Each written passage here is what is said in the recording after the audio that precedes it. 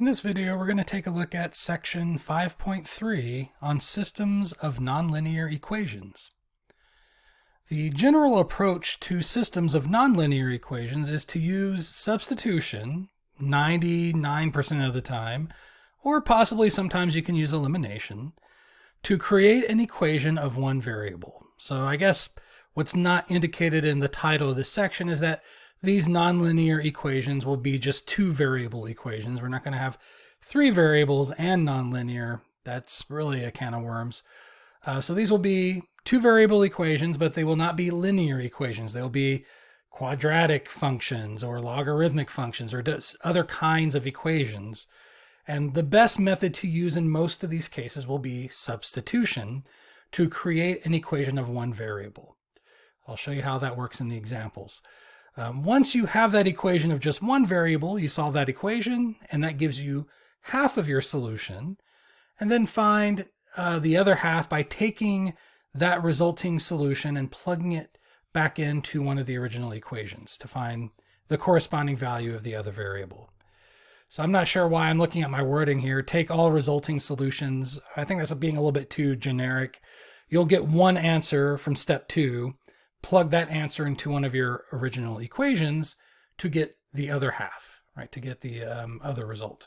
And then together that gives you one solution to your system of equations. These systems of equations can have more than one solution. Okay, so maybe that's what I'm talking about there. So you might solve that equation in step 2 and you might get two answers. You might get x equals 5 and x equals 7. Each of those will produce a different solution to the system of equations. So that is what I'm talking about there. So you could get more than one answer for x, which means you'll have to plug both of those answers back in to get the corresponding values for y. And that means your system has two solutions instead of just one. And that's going to be something that will happen on several of these problems. All right, so now that I'm back on track, let's look at a couple of examples. So here we have y equals x squared. That's a quadratic function. It's not linear. And we have 7y minus, sorry, I said the wrong letter. 7x minus y equals 12. That's a linear equation. So we have one linear equation, but we have one nonlinear equation here. So the system is just considered a nonlinear system. To help you determine the number of solutions that you could possibly have to this system, you could sketch a quick graph of the scenario, right? So we have a quadratic function. So if you remember back to chapter 2 or chapter 3, we dealt with it in both of those chapters. A quadratic function as a graph is a parabola. And this one's the basic one. It's just y equals x squared. So it's the parabola where the vertex is at 0, 0. So this is the shape of a parabola. Now, we could get specific about graphing this line, but I'm not going to get too specific about it. Just use your imagination. How many times could a line cross through this parabola? It could happen up to twice, right? So we could have a line that crosses through like this, which means we would have two solutions. Because remember, for a system of equations, the solutions occur where the graphs intersect, where they cross each other. A parabola and a line can cross each other up to 2 times. So I should be expecting or on the lookout for possibly two solutions to this system of equations. Now I say possibly because it's also possible that a line could cross a parabola once if it just kind of grazes by it like this. I did kind of a bad job, but you get the idea. Or it could have 0, right? Here's a line that doesn't cross the parabola at all. And so it's possible that there's no solution to this system of equations. So I should be prepared for the possibility that there could be up to 2 solutions or as little as no solutions. Right, so let's just keep that in mind. The best way to approach this nonlinear system is to use substitution. In order to do that, you have to have one equation solved for one of the variables. So this equation's already solved for y. So we can plug this equation into the second equation. So in place of y, I'm going to plug in x squared, right? Because the first equation is telling me that y is equal to x squared. I can apply that knowledge to the second equation. Take the y variable out, put the x squared in its place. Right? So here's my original second equation. I'm going to replace the y variable with x squared because that's what the first equation tells me y is equal to. Everything else is going to stay the same, so we'll have 7x, we'll still have the minus sign here, and we'll still have the equals 12 here. All I did was exchange y for x squared. Now I have an equation of just one variable, and it's a quadratic equation. So to solve this quadratic equation, we will want to get the equation equal to 0 and then factor. So get one side equal to 0, factor the other side. And while it might seem like more work, I'm going to zero out the left-hand side. I don't like it when x squared is negative. So I'm going to rewrite this equation where the x squared is positive, and the easiest way to do that is to add the x squared to the right-hand side. So I'll add the x squared over to here, and I will go ahead and subtract the 7x over here as well. And so the left-hand side gets zeroed out.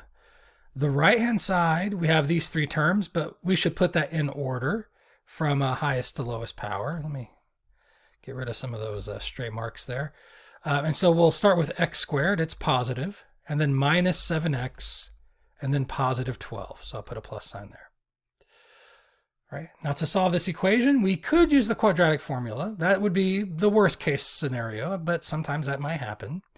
This one, however, I think we can get by with factoring. So two numbers that multiply to 12, add to negative 7, will be negative 4 and negative 3.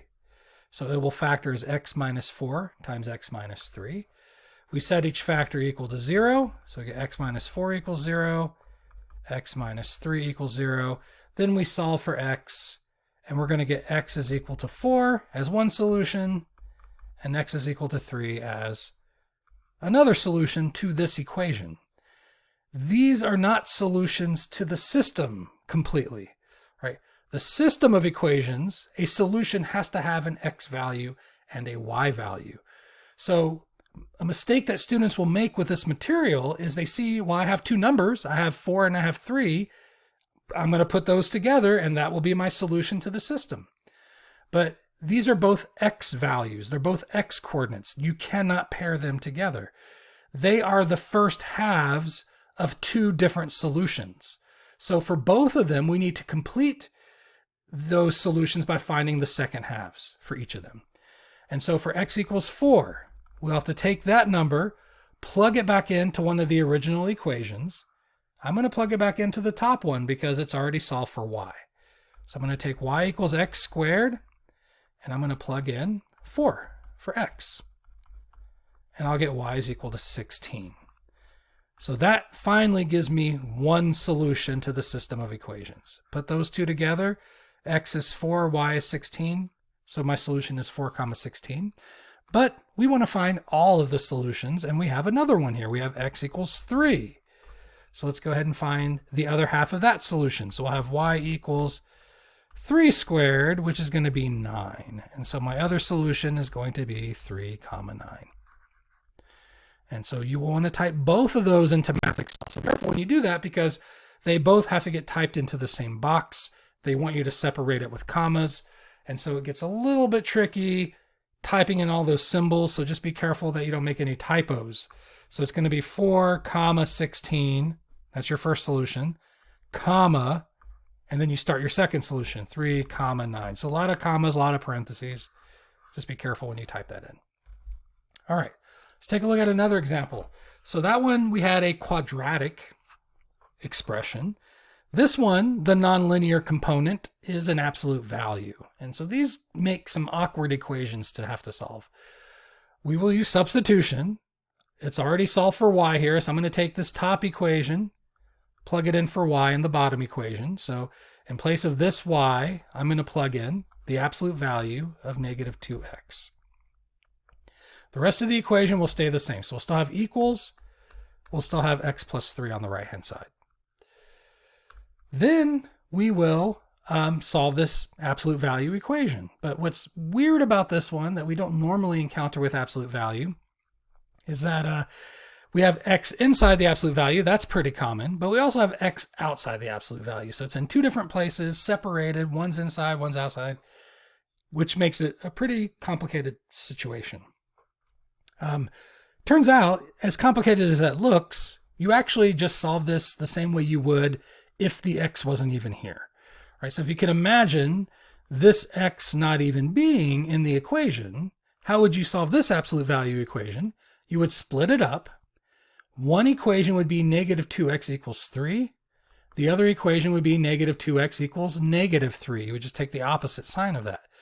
So we will do the exact same thing, even with the x being there. Turns out it works just fine. Whether there's an x there or not, that process works just fine either way.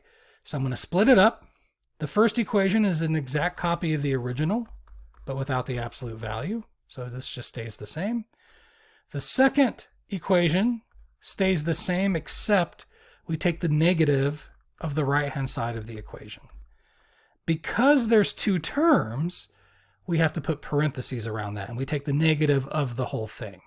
That is one major difference. It's, again, following the same process, but because there's two terms there, it's going to look a little different, and we have to take extra care with it.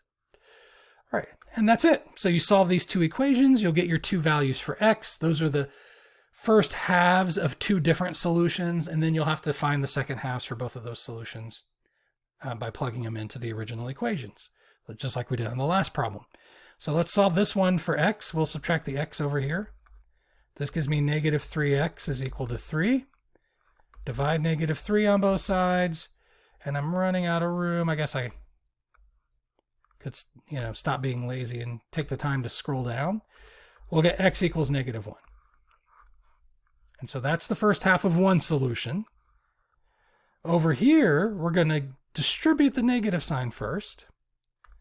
And so we'll get negative 2x equals negative x minus 3. We will add the x over to the right-hand side. So we get negative x equals negative 3. And then we divide by negative 1 on both sides. And we get x is equal to positive 3. Again, these numbers do not pair together to make a solution. They are the first halves of two different solutions. To find the second half of those solutions, we will plug them back into one of the original equations. One of them is the absolute value equation, and one of them is the linear equation. We can use either one. In theory, we should get the same answer either way. But I'm thinking the bottom equation is a little friendlier. I'd rather not deal with the absolute value or the negative 2. I'm going to plug it into the bottom equation. Right. So let's do the same thing we did on the last problem over here. We get x equals negative 1. That's one of our halves of a solution. We will plug that into this equation. Y equals x plus 3.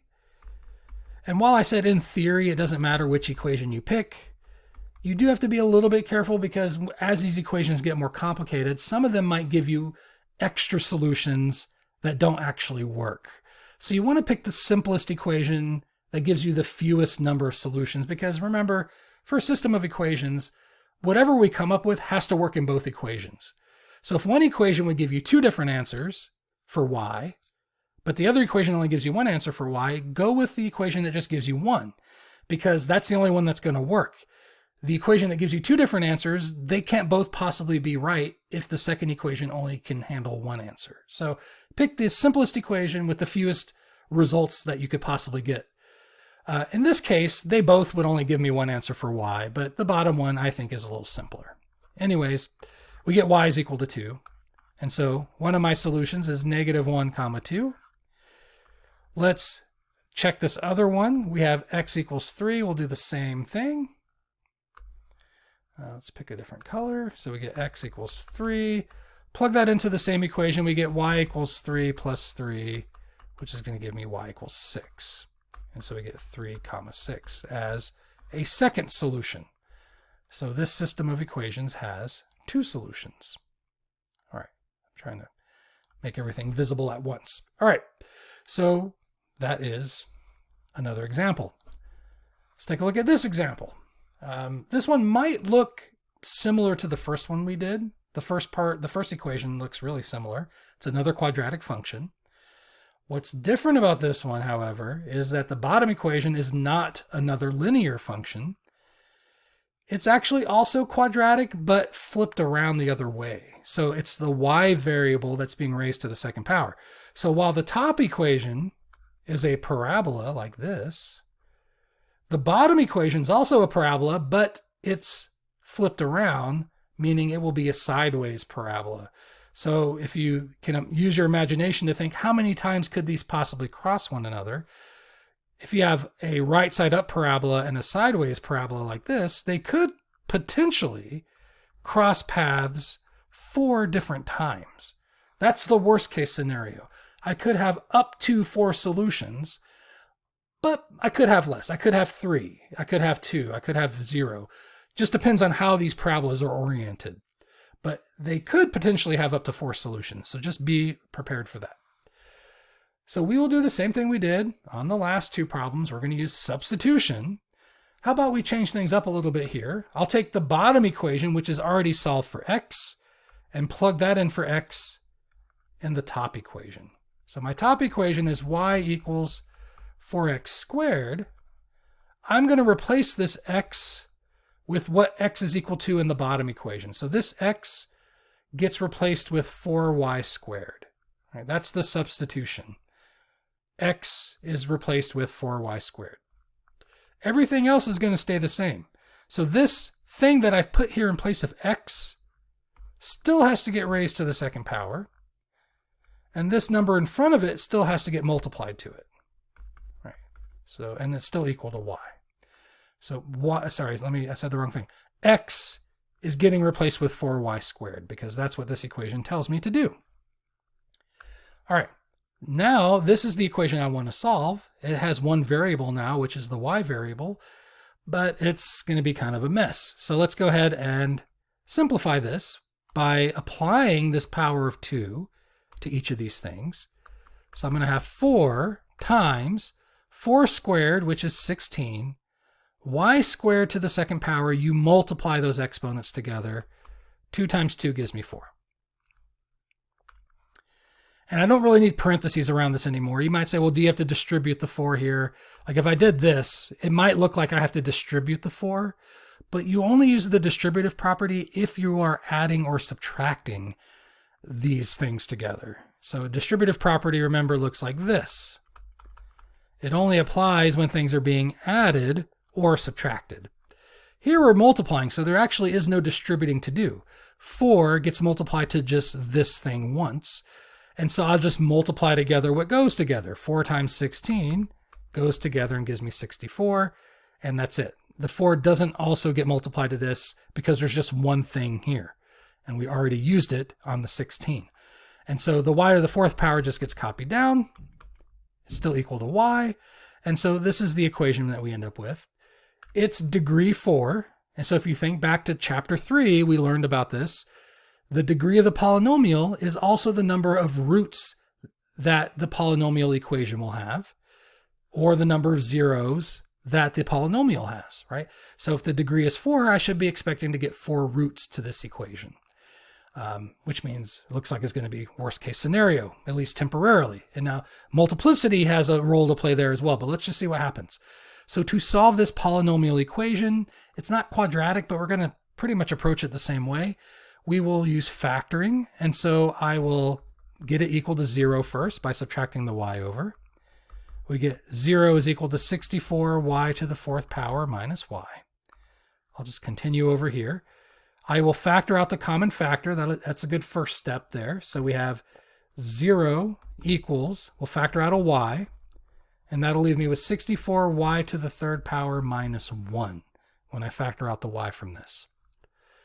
This can be factored using a formula. This is the a to the 3rd power minus b to the 3rd power formula, which I don't know if we've seen it in this class this semester, college algebra. I tend to avoid problems with that formula because it's a kind of a complicated formula. A squared minus b squared, yes, I do that one all day, but this one I usually try to shield you from that. However, if it comes up, take the time to look up the formula if you don't already know it. It's kind of complicated, as I mentioned. It's going to factor as a minus b times a squared plus ab plus b squared. All right, so that's how this will factor. Instead of a, however, I have 4y to the 3rd power. So you have to rewrite that first term as one thing to the 3rd power. So this, as one thing to the third power, is going to be 4y to the third power. And you got to do the same thing here, but with 1, that's easy to do. 1 can be written as 1 to the third power. So instead of b, I have a 1. Instead of a, I have a 4y. Make those same substitutions to the rest of the formula. So this will factor as, instead of a minus b, it's going to factor as 4y minus 1. And instead of a squared, we'll have 4y squared plus, instead of a times b, we'll have 4y times 1. I was going to use parentheses, but whoops, I hit the wrong button. But I'm just going to put times here, times 1. And then plus b squared, that's just going to be 1 squared. All right. And then we'll get 4y minus 1. Let's simplify this. Again, distribute that power of 2. You get 16y squared. 4y times 1 is just 4y. And then 1 squared is just 1. All right. And that's as far as you can take this with factoring. This doesn't factor as far as I can tell. Normally, this part of the formula doesn't give you anything that can be factored. And so to finish solving this, we set each factor equal to 0. Since I can't factor anymore, we'll just move to the step of set each factor equal to 0. You get y is equal to 0. That's one factor. You get 4y minus 1 equals 0. And you get 16y squared plus 4y plus 1 equals 0. And so then we have to solve each of these to get all of our solutions to this equation. This one's already solved. Y is equal to 0. Here I have to add 1 to both sides first, and then divide by 4. And so we get y is equal to 1/4. That's another solution. This could potentially give me up to 2 more solutions, right? It's degree 2. There's 2 more answers to find here, but I'll have to use the quadratic formula. Now, if these end up being imaginary, I'm just going to ignore them. They are still solutions to this equation here, so we're trying to solve this equation. They would still count as solutions to this equation. They're still roots to that equation, so they count as part of the 4. But I don't want these kind of solutions for a system of equations. So for a system of equations, we only want real solutions. We don't want imaginary solutions. So we'll just kind of see the direction that this takes. If we find it's imaginary, we can just kind of quit.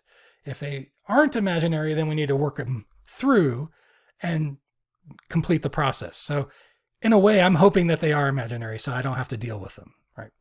So remember the quadratic formula, negative b plus or minus the square root of b squared minus 4ac over 2a. A is 16, b is 4, c is 1. So plug those numbers in. We get negative b, which is 4, plus or minus the square root. This will be 4 squared minus 4 times a, which is 16, times c, which is 1, over 2 times a, which is 16. So again, it's really not a very pleasant thing to have to be dealing with. So hoping this comes out imaginary, and it looks like it will. So we'll simplify the square root part first. So we'll get 16. I was about to say we'll get 4 squared, which is 16. Kind of skipped ahead of myself there. Minus 4 times 16 times 1, which is 64. And that's where I know I can just stop. And in fact, I could have just checked this part first. If you recall, you've probably learned this in the past, that with quadratic equations, you can have a discriminant. The discriminant tells you how many real and imaginary solutions you'll have. If the discriminant's negative, you get 2 imaginary solutions, and that's what we're about to find here, that the discriminant is going to be negative.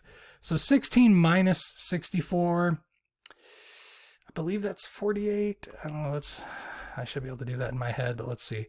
That's going to be 4, carry the 1, yeah, 64, yeah. So it'll be negative 48, right? 16 minus 64 is going to be negative 48 inside the square root. All right, so the rest of this will stay the same, but I can just stop here because this is going to be imaginary. And I'm not interested in imaginary solutions, so that branch is a dead end. So I really only have 2 solutions. So my 2 parabolas are going to look something like this. So we have this one here, and then we have this one here. In fact, it's not even, I really know more specifically, it's going to look like this. Right? Because one of the points is going to be at 0, 0, and then we'll have another solution here, and that's it. So these two parabolas only cross each other twice, and that's why we're only going to find two solutions here. So these will be my two solutions. I need to find the other half of these solutions, right? So remember these numbers aren't paired together. They are the first, or not the first halves, they are the second halves of two different solutions. We need to find the first half. We need to find the x values for those solutions. All right. And we do that by plugging these back into one of the original equations. So remember, I'm looking for x. So if I go back up and look at my original equations, which one should I use for finding x? You definitely want to use the bottom equation. It's already solved for x. All we have to do is plug that y value in here, and that'll give me the corresponding value for x. If you use the top equation, you plug in a value for y, you have to solve for x, you'll have to do plus or minus when you take the square root. It's going to give you two different answers for x, whereas the bottom equation is only set up to give you one answer for x. So if you use the top equation, you're going to get extra solutions that don't actually work in the bottom equation that will have to be thrown out. So you're better off using the bottom equation, not only because it's solved for x, but because it produces less solutions. And since my system of equations solutions have to work in both, the bottom equation is the one I want to use to find the ones that work in both equations, right? And so x equals 4y squared. That's the equation we want to use. So keep that in mind as we scroll back down here. We have x equals 4y squared. So for y equals 0, that's an easy one. You plug in 0 for y. You get 4 times 0 squared, which is just going to be 0, right? That just zeroes everything out.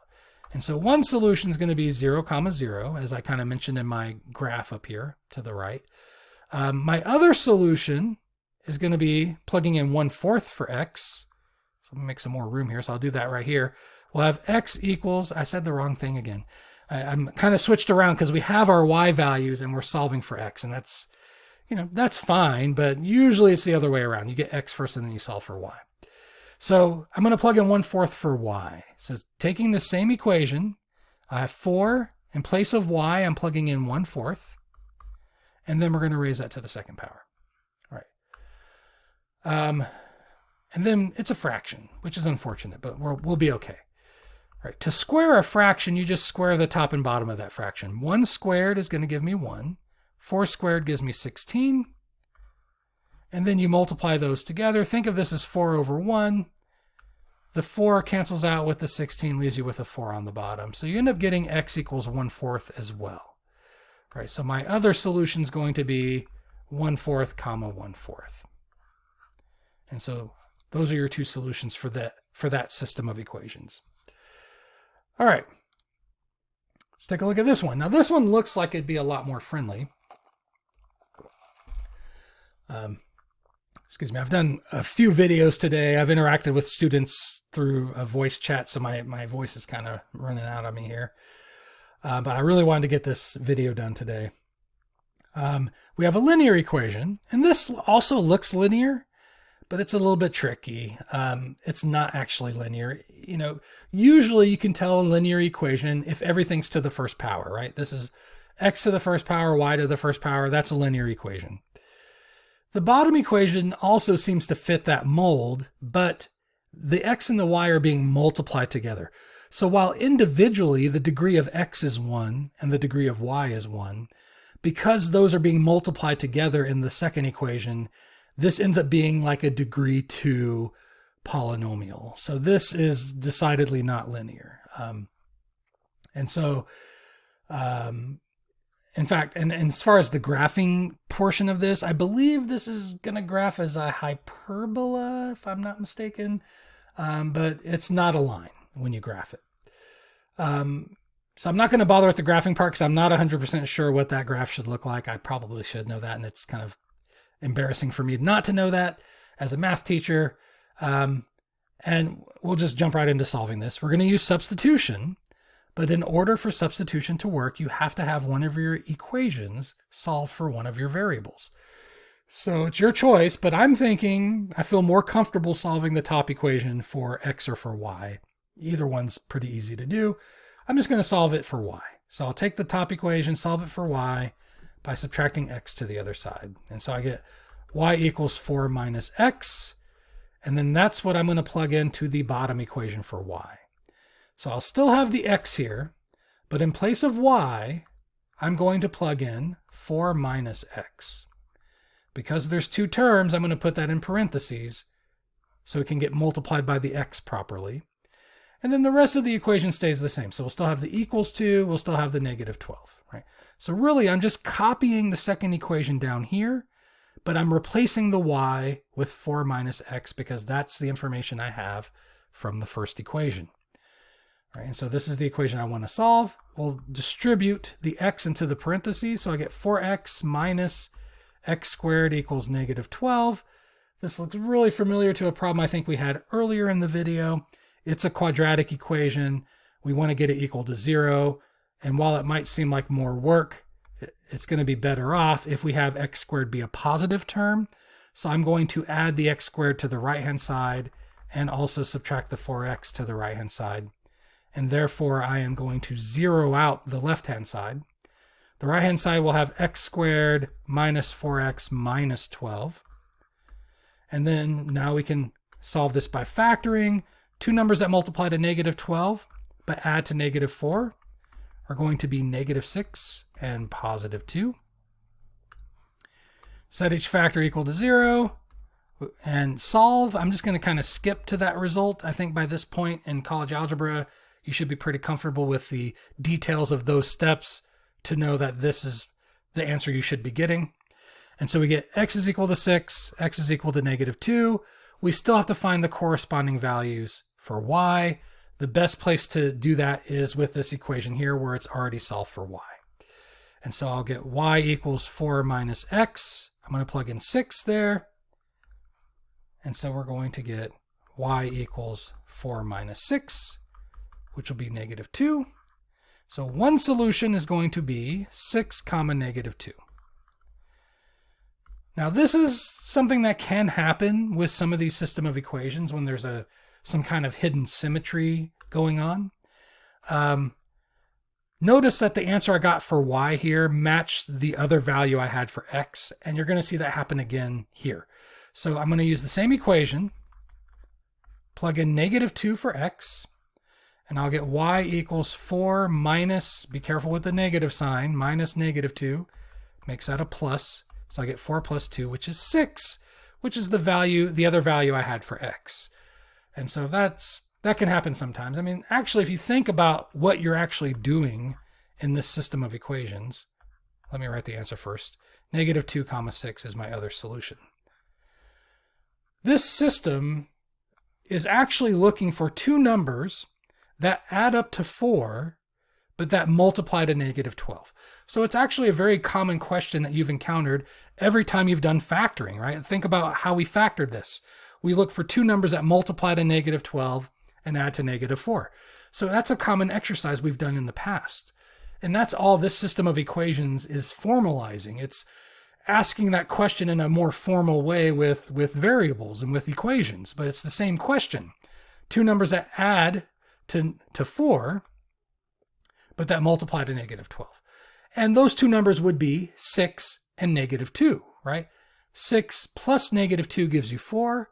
6 times negative 2 gives you negative 12. And so that's why we're getting these answers. But the order you get those numbers in doesn't matter. It doesn't matter which one's x and which one's y. So we could say x is 6 and y is negative 2. That works. Or you could have x be negative 2 and y be 6, and it still fits that description. So that's why we're getting two different answers. So you might say, well, there's only one answer here. It's 6 and negative 2. But you get two different answers because it doesn't matter which one's x and which one's y. So you have both possibilities. You have the possibility where x is 6 and y is negative 2. And you also have the possibility where x is negative 2 and y is 6. And even though it's the same two numbers in both cases, the assignment to the variables is different in both of those cases. So they count as two different solutions, even though it's really the same pair of numbers. All right. Let's take a look at, I think I have, three more examples. This one's really interesting. I like these problems, but students really struggle with these. If you're one of my students, rest assured that while I put this on the homework, because I want you to have that exposure to this kind of problem. Plus, I think it's a great review of chapter 4 because we learned about logarithms in chapter 4. This is now currently chapter 5. And, you know, with a final exam possibly on the horizon, this is a good review leading up to the final exam as we kind of close out the semester. That being said, current events with the COVID-19 pandemic, I don't know how other schools are handling things, but we decided as a math department to just forego the comprehensive final this semester. So I don't want to scare my current students that are currently watching this into thinking they have a final to get ready for. I've already informed them of that, but I just don't want them to think we changed our mind or something. So there's still no final exam for the spring 2020 semester currently. But that's why I like to ask this problem generally in most semesters, because it's a good review leading up to the end of the semester. All right. So that being said, same approach, right? As I mentioned, 95% of the time, your best approach is just to use substitution. I would like to point out you could do elimination on this one, though. If you make this y negative by multiplying a negative to both sides, then add these equations together, the y's cancel out. That's another way you could approach it. But it just doesn't, I don't know, I just feel like it doesn't work as well. It's not as nice that way. So I'm going to use substitution. I'm going to take the top equation that's already solved for y, plug that into the bottom equation, right? So I'm going to replace the y here with what it's equal to in the first equation, which is log base 5 of x. And I'm going to go ahead and put parentheses around that x. You know, it's accepted that if there's just one thing in the logarithm that you don't have to put parentheses around it, but it doesn't hurt to drive that point home that here is what's inside of this logarithm. It's an x, right? It's just one thing, but I'm going to go ahead and put parentheses around it just to make it more clear. The rest of the equation stays the same, so we'll still have equals. We'll still have log base 25 of 2x plus 15. Now, what's really interesting about this situation is that the logarithms have different bases. If these bases were the same, then you could just set what's inside the logarithms equal to each other. Essentially, if the bases were the same, the logarithms would cancel each other out. But, excuse me, let me say that again because I kind of burped there a little bit. If the bases were the same, you could just cancel the logarithms out, and you would just have x equals 2x plus 15. But since the bases aren't the same, they don't just directly cancel each other out.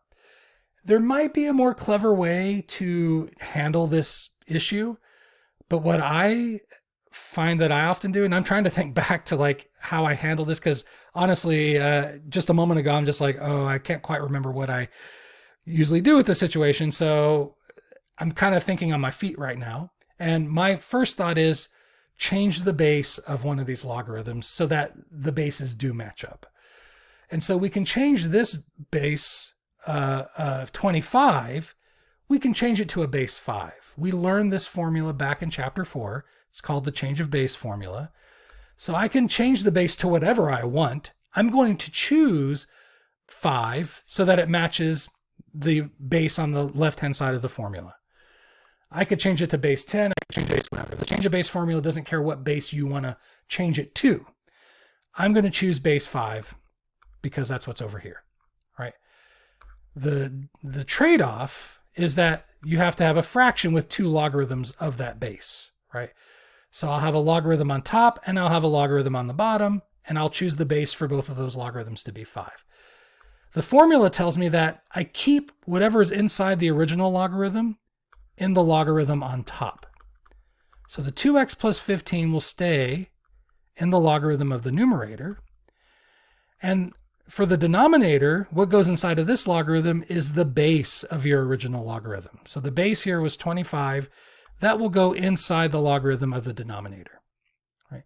So this stays on top. The base is what goes in the logarithm on the bottom. Right? That's how I remember that formula. Okay, the left-hand side of this equation stays the same. And what's nice about the bases that they chose here is that this simplifies really nicely. Log base 5 of 25. How many powers of 5 does it take to equal 25? The answer is 2. So this just simplifies to the number 2. And the numerator will stay the same. The left-hand side of the equation will stay the same. But this is just equal to 2. Now what I can do, now I still can't just cancel out the logarithms just yet because they're not quite just equal to each other. We have this 2 to contend with, is I can get rid of it by multiplying 2 to both sides of the equation, right? That cancels out the 2 here. And so I end up with 2 log base 5 of x. I was about to say log base 10 of 5, but that's not what we have. Log base 5 of x equals log base 5 of 2x plus 15. All right, so by multiplying 2 to both sides, we end up with this.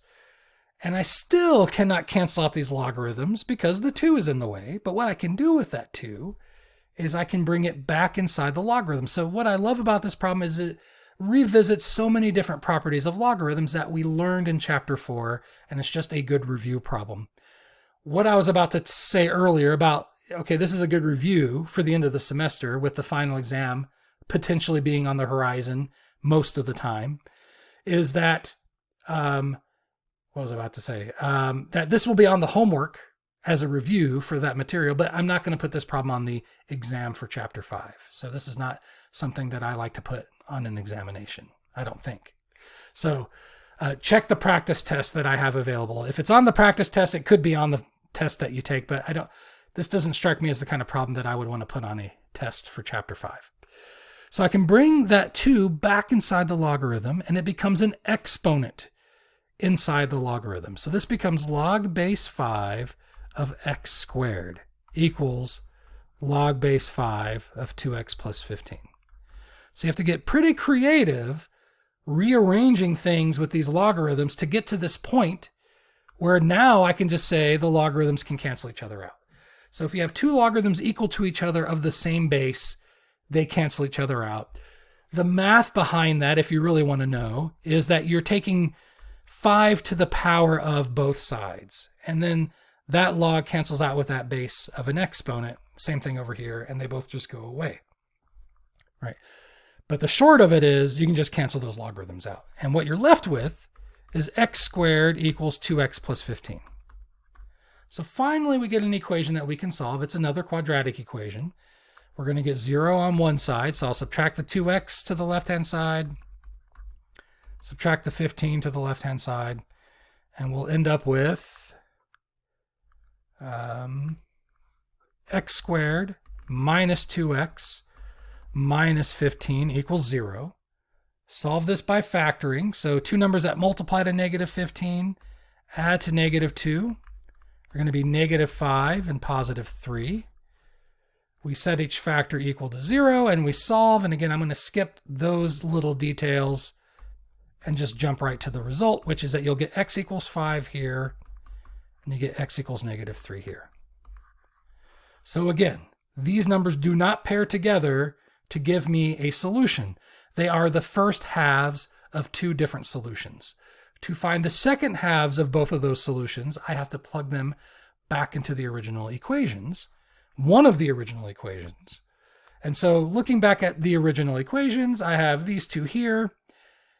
Obviously, the top one's the more friendly looking one. I don't want to mess with this log base 25 with this kind of expression. So I'm going to plug the results we just got into the top equation to get my value for y.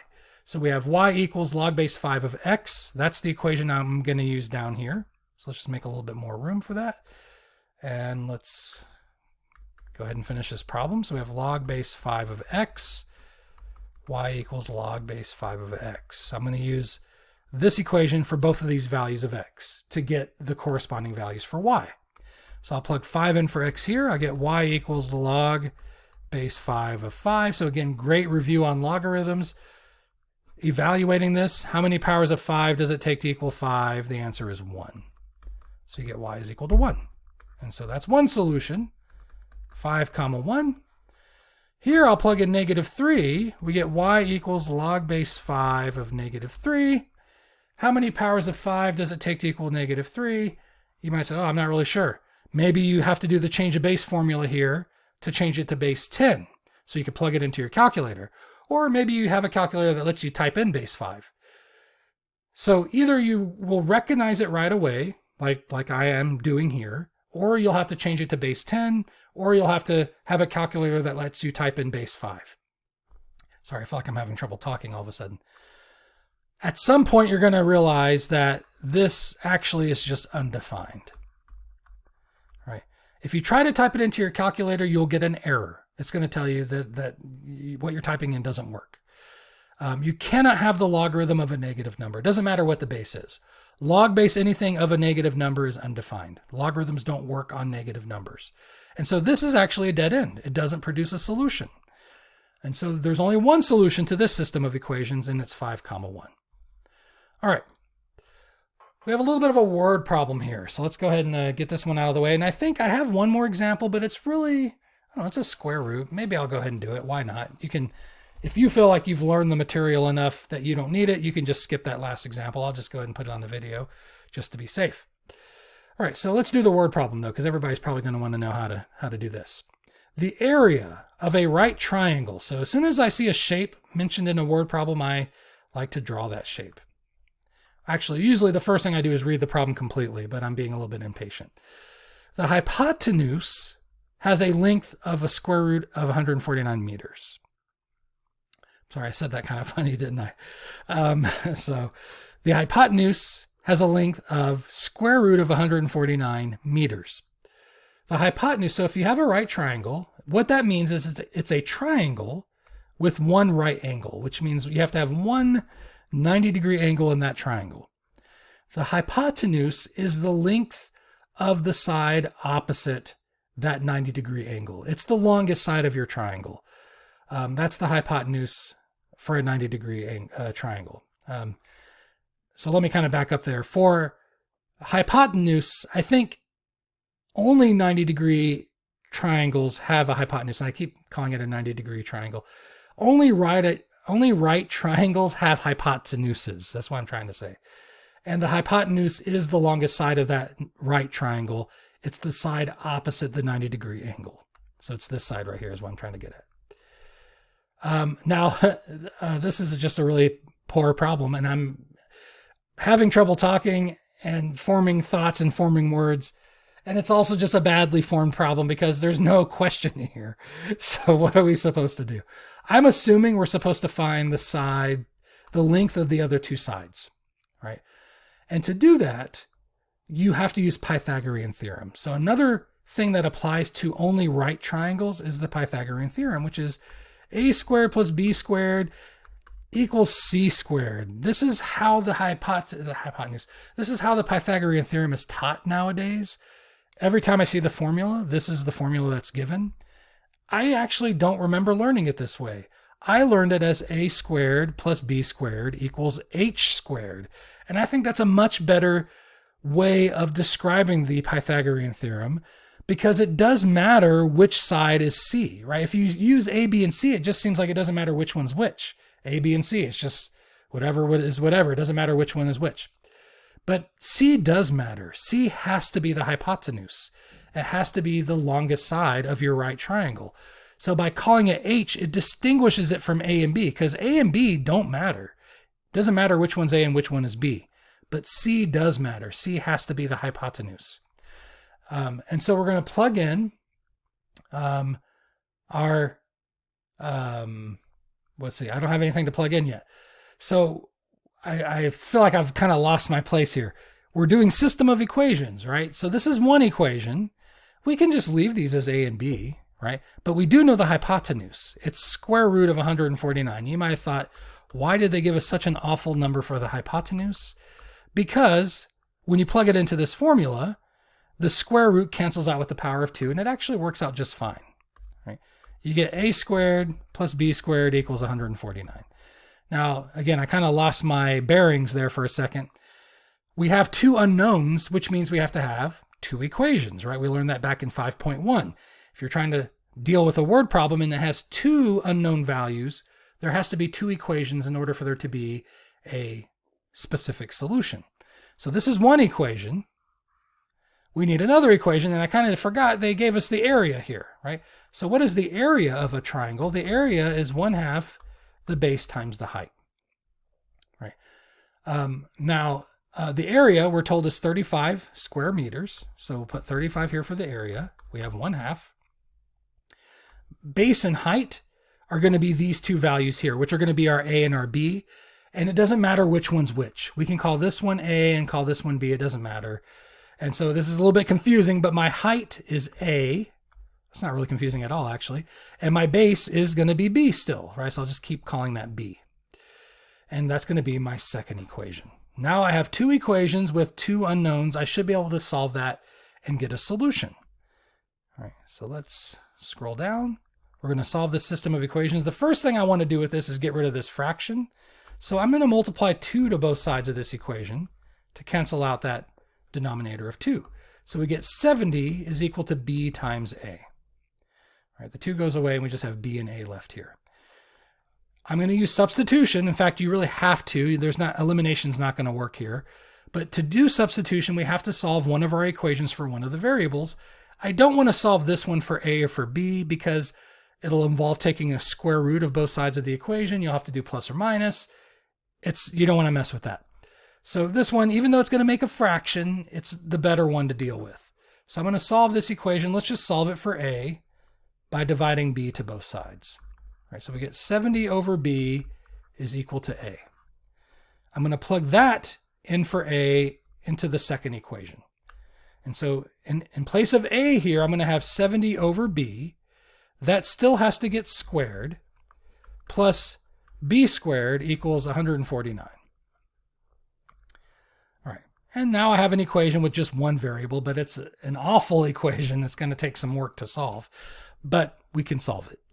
We apply this power of 2 to the fraction, so I'm going to get 70 squared. Now, I'm not a savant of any kind. I'm not really that great at doing computations in my head. But this I can do because 7 squared I know is 49. And then the 0 here is like having a 10. 10 squared would be like having 100. And if I multiply that to the 49, it's just going to add a couple zeros onto the end. So I just know that's going to be 4,900 over B, which gets squared as well. So this becomes my equation. Now to solve this equation, I can't do it while it's a fraction. So the first thing I need to do is get rid of this fraction. I'll do that by multiplying the common denominator to both sides, which is going to be B squared. So I multiply B squared to both sides. I'll distribute this. When I multiply it to this fraction, the B squareds cancel out and I just get 4,900. And even though this is not a fraction, I have to multiply this common denominator to both terms. So you can think of it as being over 1 here, and the B squareds cancel each other out in the first case, and you get 4,900. But then when I multiply it to the second term, I don't want to think of it as over 1 because this is not a fraction over here. So it's just going to be B squared times B squared, which is going to be B to the 4th power, unfortunately, equals 149 B squared when I multiply these two together. So now there's not a fraction, but I get this kind of awful looking polynomial equation. To solve it, we'll solve it just like we solve a quadratic equation. We have to get 0 on one side and then try to factor the other side. So I'm going to subtract the 149b squared to the left-hand side. So this is what I'll have over here on the left-hand side.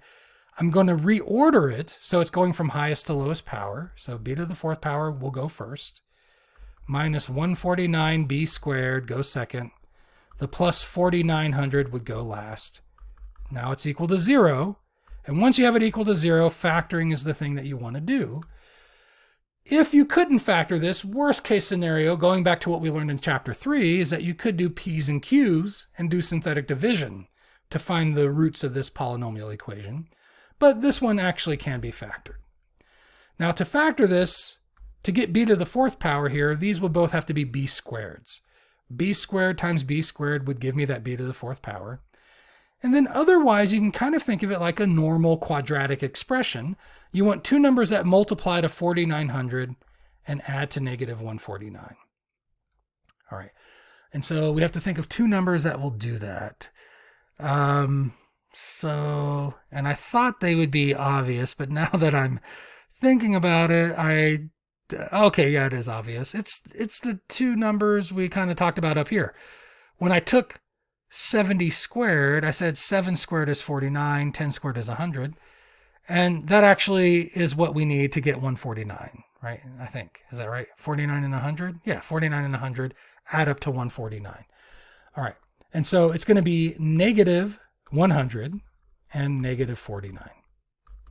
Right. That multiplies to 4,900, but when I add them together, it gives me negative 149. Right.